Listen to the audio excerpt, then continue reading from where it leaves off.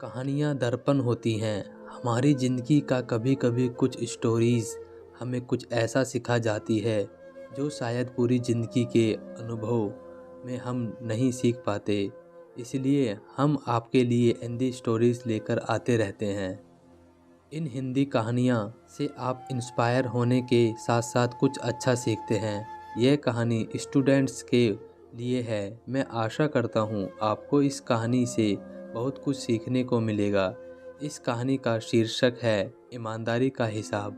यह वो किस्सा है जो अब मेरी ज़िंदगी का हिस्सा है। मैं थोड़ा ज़िद्दी किस्म का इंसान हूँ और इसी ज़िद की वजह से बचपन में मुझे बहुत मार पड़ी है। लगभग मुझसे घर के सारे लोग परेशान रहते थे। माँ तो इस ज़िद की वजह से हर दूसरे दिन झाड़ू से मारती या फिर बात करना बंद कर देती थी। इसीलिए मैं भी थोड़ा चिड़चिड़ा सा रहता था। लेकिन इन सब रंजिशों के बीच एक शख्स चुपचाप मेरे साथ खड़ा रहता था।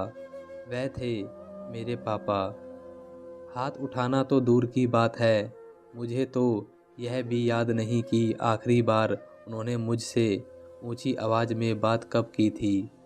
हूबहू मेरी तरह दिखते हैं वो, क्योंकि पापा हमेशा कहते हैं कि जितना मैं उनसे सीखता हूँ उतना वह भी मुझसे सीखते हैं। बाप बेटे के रिश्ते से पहले हमारे बीच दोस्ती का रिश्ता है।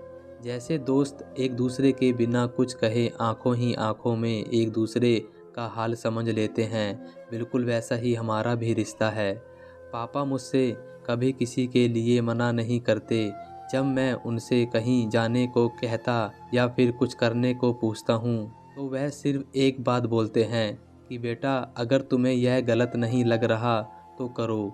यह सब सुनने के बाद मुझे ना जाने कैसे खुद पे खुद सही या गलत का अंतर समझ आ जाता है। यह बात उस समय की है जब मैं क्लास 5th में पढ़ता था। ठीक 1 तारीख को पापा की तनख्वाह आती और महीने के रविवार की शाम पापा और मैं महीने भर का राशन लेने के लिए एक साथ जाते थे। मुझे आज भी याद है, एक पुरानी सी साइकिल के हैंडल पर 2 थैले बांधकर महीने भर की खुशियाँ लेकर आते थे। एक बार उस रोज़ हम राशन लेकर घर वापस आ रहे थे तो पापा की नज़र थैले के ऊपर रखी हुई विम-बार की बड़ी टिकिया पर गई।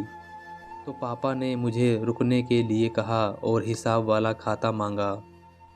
उन्होंने कुछ देर हिसाब वाले खाते में जांच पड़ताल की और बोले, यार इसने तो छोटी टिकिया के दाम जोड़कर बड़ी टिकिया दे दी। चलो कोई बात नहीं, तुम यहाँ कुछ देर इंतज़ार करो, मैं इसे अभी बदलवा कर वापस आता हूँ। इतने पर मैं फट से बोल पड़ा, पापा यह क्या कर रहे हो, अब रहने भी दो। आप कहाँ इतनी दूर फिर से वापस जाओगे। तो पापा एक पल को रुके, जरा सा मुस्कुराए और उस टिकिया को हाथ में लेकर बोले, बेटा यह मुझे गलत लग रहा है तो मैं यह नहीं करूँगा। पापा वापस दुकानदार के पास चले गए।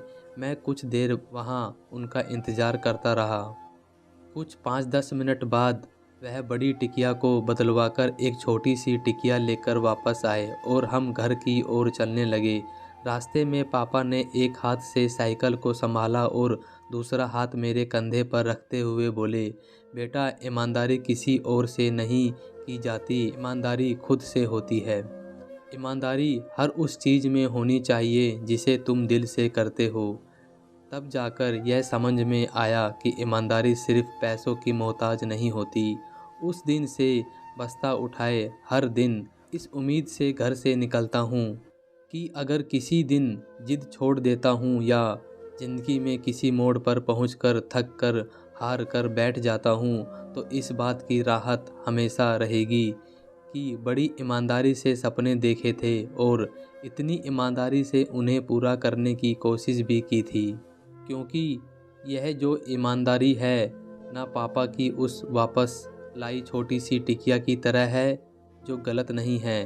सपनों के लिए जोश, जज्बा, जुनून, हौसला, हिम्मत, यह सब बहुत ज़रूरी है। जब तक आप इन सब को पूरी ईमानदारी से नहीं निभाते तब तक कुछ मुकम्मल नहीं होने वाला। इसलिए ईमानदार बनो, सबसे नहीं अपने आप से और खुद से। क्यों दोस्तों, क्या कहना है आपका इस कहानी के बारे में?